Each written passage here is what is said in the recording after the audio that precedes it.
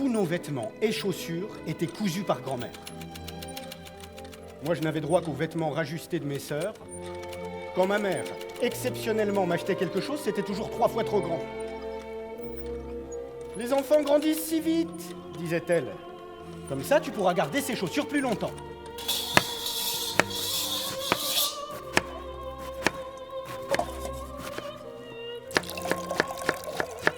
Avec 3 fois rien, grand-mère nous préparait chaque jour des repas succulents. J'adorais la regarder préparer la pâte et la farce pour les jiaozi, les raviolis de la Chine du Nord. Les petits gardes rouges reçurent chacun une cravate rouge, symboliquement découpée dans un angle du drapeau révolutionnaire.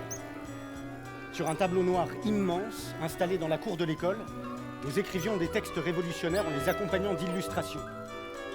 Comme j'étais doué en dessin, je devins rédacteur en chef du mur de propagande. Nous avons toujours eu des animaux à la maison. Et le printemps venu, nous achetions des poussins pour les élever. Parfois, ces vieux copains se disputaient pour des broutilles.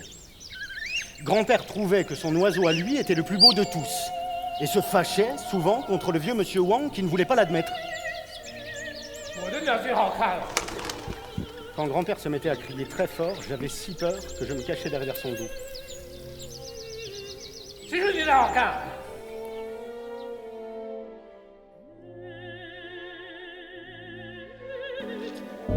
Mon père était envoyé en rééducation dans la forêt de Heilongjiang, près de la frontière russe. Ma mère sanglota toute la nuit.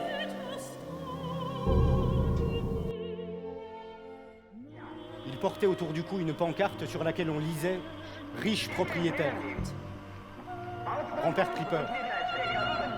Grand-mère et lui déchirèrent de vieilles photos où elle portait une robe en soie et lui des vêtements traditionnels.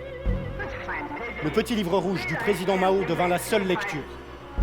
On pouvait notamment y lire « Ne pas avoir un point de vue politique correct, c'est comme ne pas avoir d'âme ».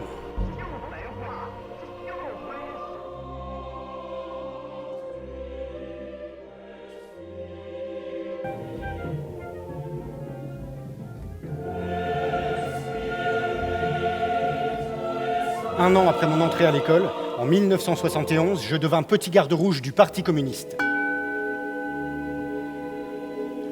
La maîtresse nous donna à chacun un brassard rouge. Mon cœur était empli de fierté.